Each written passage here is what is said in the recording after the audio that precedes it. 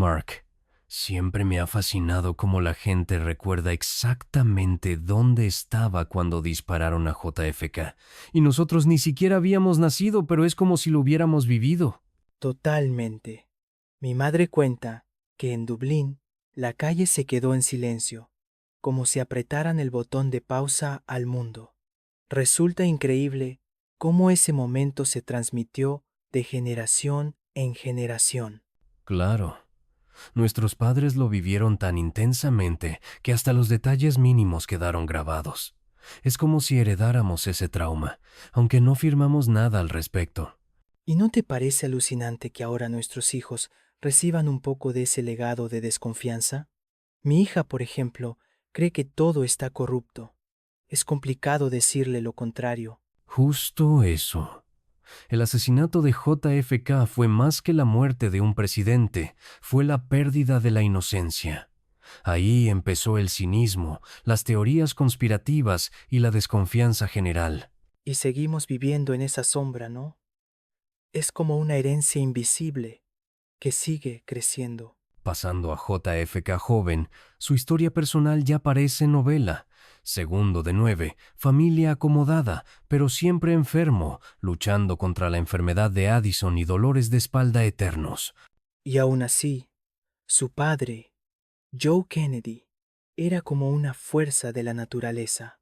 Cuando su hijo mayor murió en la guerra, toda esa ambición cayó sobre JFK, el que menos pintaba para sobrevivir, según los médicos.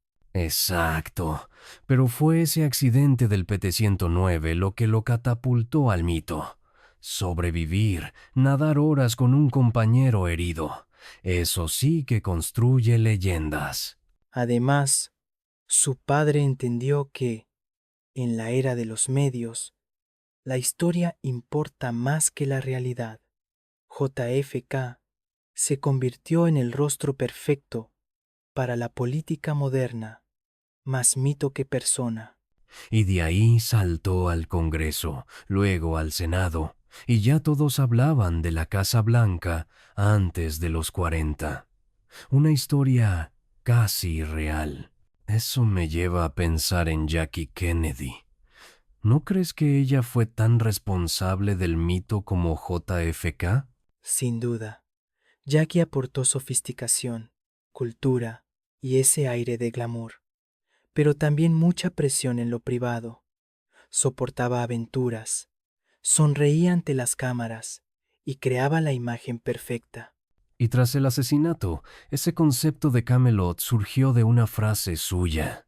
Ni siquiera fue de Kennedy, sino de Jackie, construyendo el recuerdo en medio del dolor.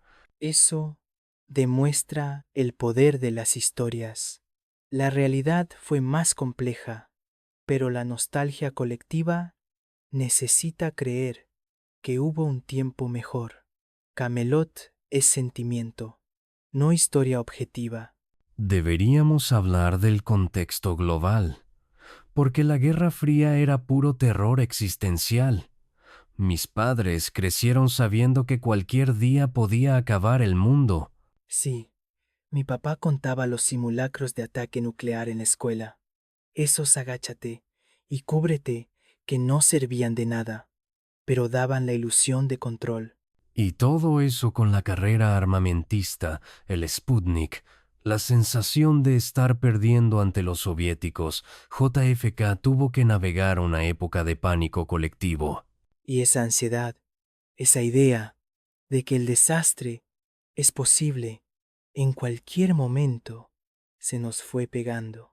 Ahora la pasamos a nuestros hijos, pero con pandemias, clima y caos político. ¿Qué te parece si repasamos los altos y bajos de JFK como presidente? Porque su mandato fue corto, pero intenso. El desastre de Bahía de Cochinos fue humillante. Sin embargo, la crisis de los misiles de Cuba fue su prueba de fuego. Ahí sí mostró temple, evitando la guerra nuclear. En derechos civiles, fue cauteloso al inicio, temeroso de romper con el sur demócrata. Pero ese discurso de junio del 63 marcó un antes y un después, aunque no vivió para ver la ley aprobada. Y sobre Vietnam, el eterno debate, ¿habría escalado la guerra como su sucesor? Nunca lo sabremos. Lo juzgamos por potencial, no por hechos. Volvamos a Dallas. El 22 de noviembre, todo parecía rutina presidencial hasta esos 3 disparos en 6 segundos. Es brutal lo rápido que puede cambiar la historia. La descripción de Jackie aferrándose al auto, el caos, el silencio colectivo, es una de esas escenas que el país nunca pudo borrar. Todos los detalles, el dolor, quedaron grabados en la memoria nacional. Y justo después, la incertidumbre total. ¿Golpe de Estado? ¿Guerra? Nadie sabía qué estaba pasando. El país entero, paralizado frente a la televisión. Ese fue el fin de la inocencia. Desde entonces, la confianza en el sistema se resquebrajó y nunca volvió a ser la misma. Lo de Oswald siempre me ha resultado desconcertante. ¿Cómo un tipo tan raro y aislado termina en el centro del crimen del siglo? La historia de su deserción a la URSS, su regreso sin consecuencias y su vida errante es material perfecto para sospechas. ¿Espía? ¿Simple desadaptado? Y luego el asesinato de Tippit, su actuación errática y la famosa frase, «Soy un chivo expiatorio». Todo parece sacado de una novela de conspiración. Pero lo más grave es que nunca tuvimos un juicio, ni un cierre real. Su muerte a manos de Ruby dejó todo en el limbo. Hablando de Ruby, ¿no te parece increíble que un dueño de club nocturno entrara armado a la comisaría y matara a Oswald en directo? Totalmente surrealista. Dijo que lo hizo por Jackie, pero suena más a impulso y deseo de notoriedad que a otra cosa. Aunque claro, las teorías conspirativas lo convierten en sicario de la mafia. Al final, Ruby muere de cáncer sin confesar nada, y la historia queda aún más oscura. Sin respuestas, solo más preguntas. Creo que el caos real es más aterrador que cualquier trama secreta, pero la gente prefiere pensar que todo tiene un plan detrás. ¿Por qué crees que nunca podemos dejar atrás las teorías de la conspiración sobre JFK? Es como una obsesión nacional. La versión oficial siempre pareció insuficiente. Oswald era un don nadie. La gente no soporta que el azar y la mediocridad puedan acabar con un mito. Preferimos pensar en tramas grandiosas, aunque sean descabelladas. Y las instituciones no ayudaron ocultando pruebas o actuando con torpeza.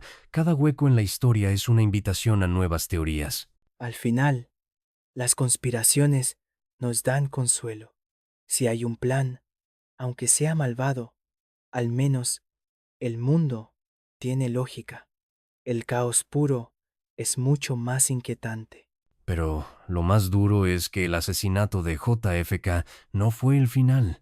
5 años después, matan a Bobby Kennedy y el país se rompe otra vez. La muerte de Bobby fue como perder la última chispa de esperanza. Muchos vivieron el 68 como el fin de las ilusiones. 3 líderes asesinados en 5 años. La sensación de maldición era real. Después de eso, lo que quedó fue el cinismo. Mis padres hablan de ese tiempo como si todo se hubiera apagado. Y esa sensación aún pesa sobre nosotros. Desde entonces, la política nunca volvió a parecer heroica. La esperanza se volvió sospechosa, casi peligrosa. Entonces, ¿por qué seguimos obsesionados con JFK? ¿Por qué importa tanto 60 años después? Porque representa algo que sentimos haber perdido. optimismo, posibilidad, inspiración. Creíamos que el futuro era brillante y los líderes podían ser extraordinarios. Ahora vivimos en un presente cínico, donde todo parece caro, difícil y hasta nuestros hijos dudan del sistema. Miramos atrás y recordamos Camelot, aunque nunca fuera tan perfecto como creemos. Quizá necesitemos esos mitos. Nos hacen sentir que todo puede mejorar, aunque la realidad sea más complicada. Pero si algo nos enseña la historia de JFK, es que la esperanza es frágil, pero también que la vida sigue. El país no se derrumbó tras Dallas. Exacto. Aunque parezca que el caos nos supera, la democracia siguió, hubo avances, y cada generación ha tenido que encontrar sentido en medio de la incertidumbre. Lo duro es transmitir eso a nuestros hijos. Sí, el mundo es incierto, pero vale la pena seguir creyendo y esforzándose, incluso cuando todo duele y parece imposible. La clave puede ser esa, seguir adelante, aunque sea a trompicones. La resiliencia es un legado tan importante como cualquier mito. Bueno, después de hora y media repasando desde el mito de Camelot hasta nuestros achaques de mediana edad, ¿con qué te quedas, Mark? Me quedo con que la historia es más lo que hacemos con ella que lo que pasó. Podemos elegir ver desesperanza o aferrarnos a la posibilidad de mejorar. Incluso con rodillas doloridas, hipotecas y terapia, seguimos intentando dejar algo mejor. La esperanza, aunque imperfecta, es nuestro mejor legado. Así que, gracias a todos por escucharnos. Que la memoria de JFK nos sirva para elegir la resiliencia, el humor y, claro, el café caro y la terapia cuando haga falta. Hasta la próxima. Y recuerden, la historia no es solo lo que pasó, sino lo que decidimos hacer con ella.